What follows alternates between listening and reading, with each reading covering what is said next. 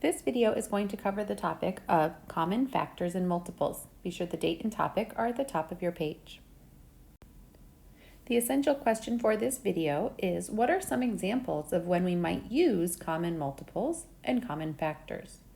And we know how to find common multiples and factors, but the question for this is why? Why are we finding common factors and multiples?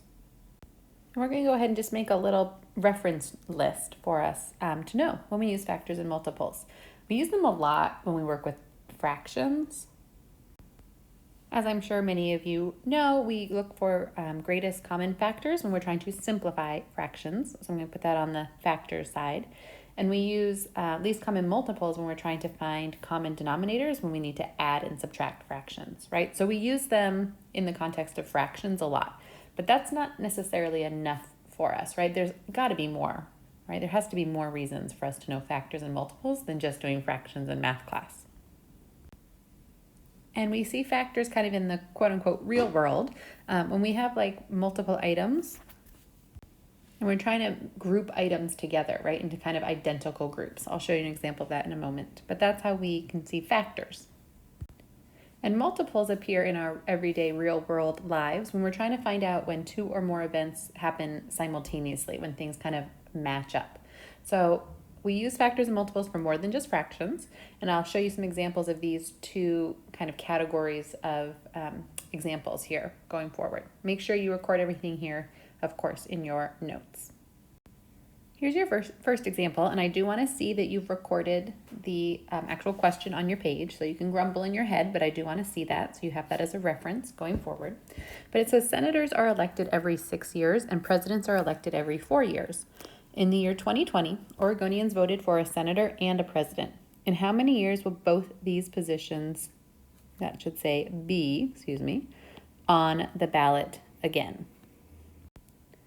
In this example, we're looking for when two things, right, the senator and the presidential election, will both be happening at the same time. So this is a multiples question.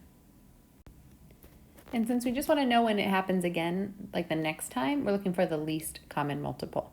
So of course we can do this for our cake method, right? You can do it lots of different ways, but I'll just remember that we have our cake method, and I can go here and I can say they can both be divided by 2, which leaves me with 3 and 2. And I'm looking for my least common multiple, so I'm going to make that big L shape here. And I know that their least common multiple will be the answer I get when I do 2 times 3 times 2, and that would equal 12. So in 12 years, both of those positions will again be voted on during the same election. Right, and that was an example of when we would use multiples. Your next example that you'll record reads, Winnie wants to support her neighbors in need. She collected 72 dinners and 24 apple pies from local friends and restaurants. Winnie wants to make as many dinner kits as possible. What is the greatest number of kits she can make if every kit is the same, right? We're kind of making identical packages here. And if I think back to my notes previously, right, earlier in the video, when I want to make identical groups, it means that this is a factors question. And there's a little clue there, right? We're trying to make the greatest number of kits, so we're looking for the greatest common factor. And again, I like to use my cake method, so I know that there's 72 dinners and 24 desserts, apple pies, and I can go ahead and decide how I want to use my cake. And I think I'll start by saying that they can both be divided by 2. I know they're both even, so that's kind of a friendly one. And that would be 36 and 12 left. And then those can both be divided by 4, so I'm going to go ahead and do that. And that leaves me with 9 and 3.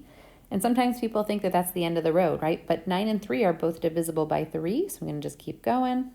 And that leaves me with 3 and 1. And the GCF is what I get when I multiply all the factors that we pulled out. And we're going to use that to make our greatest common factor. So we do 2 times 4 times 3, which ends up actually being 24. So that means that Winnie could make 24 little kits. And here's something that's cool.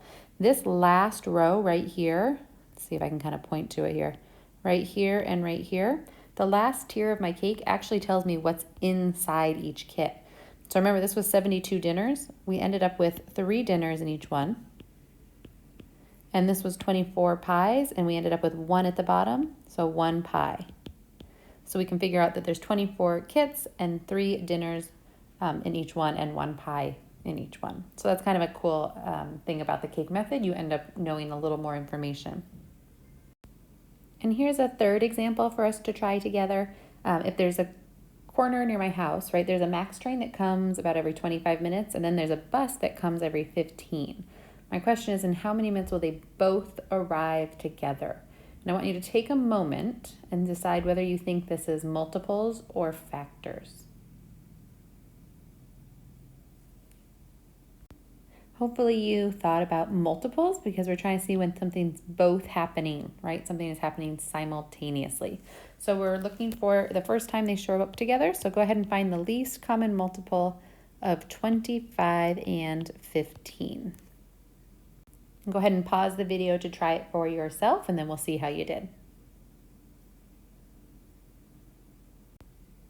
If I use my cake method, which I know and love, I can see that I end up with 5 times 5 times 3, and that is 75.